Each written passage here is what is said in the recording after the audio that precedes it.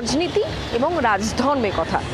রাজনীতি আর রাজধর্মের কথা যখন হচ্ছে তখন গতকালের প্রসঙ্গ অবশ্যই আসবে, কারণ গতকাল হালি শহরে মমতা বন্দ্যোপাধ্যায় যখন যান সেই সময় তাকে জনরোষের কবলে পড়তে হয়। এরপর আজ সেখানে চলে যান রাজ্যের মুখ্যমন্ত্রী শুভেন্দু অধিকারী।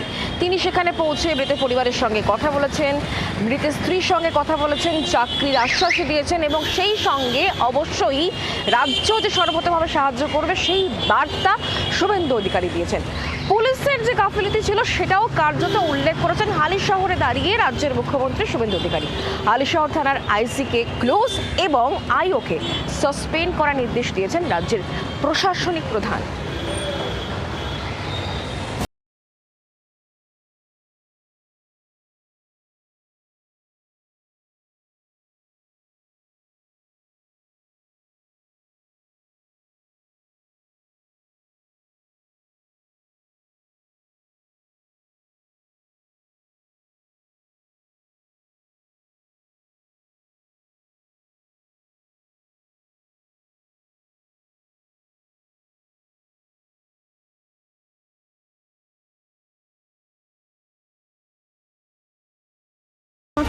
নদিয়ার কাঁচরাপাড়া পুরসভার প্রাক্তন তৃণমূল কাউন্সিলর মৃতের পরিবারের অভিযোগ লকআপে পুলিশের অত্যাচারে মৃত্যু হয়েছে বীর্যর।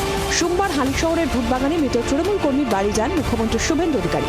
পরিবারের সদস্যদের সঙ্গে কথা বলেন, সরকারের পক্ষ থেকে 10 লাখ টাকা আর্থিক সাহায্য করেন।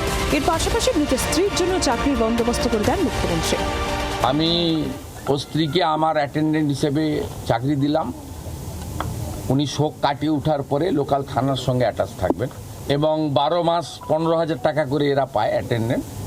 12 মাস কমপ্লিট হলে গ্রুপ ডিতে পার্মানেন্ট হয়ে যায়। একটা বিচার চাই। উনি যেহেতু আমাদের সিএম, উনি আমাকে আশ্বাস দিয়েছেন যে উনি আমার বাচ্চাদের ভবিষ্যৎ এবং আমাকে সেই রাস্তা উনি করে দেবেন। উনি আমাকে দিলে আমি মাথা পেতে নেব।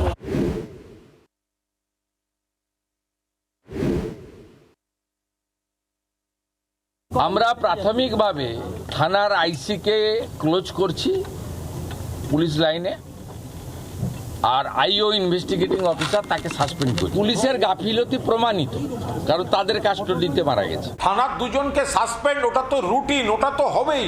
ওটার জন্য মুখ্যমন্ত্রীকে বলার দরকার নেই, ওটা ওই এলাকার এসপিও করে দিতে পারত। হালিশহর নিয়ে শাসক বিরোধী তরজা তুঙ্গে। জাস্টিসের জন্য মৃতের পরিবার অবশ্য শুভেন্দু অধিকারী প্রশাসনেই আস্থা রাখছেন। তাদের আস্থার প্রতি মর্যাদা রাখাই এখন সরকারের মূল লক্ষ্য। ক্যামেরায় রঞ্জিত ও নবীনের সঙ্গে বিক্রম, বরুণ ও অয়নের রিপোর্ট, জি 24 ঘন্টা। বাংলার আওয়াজ, বাঙালির আবেগ, জি 24 ঘন্টা।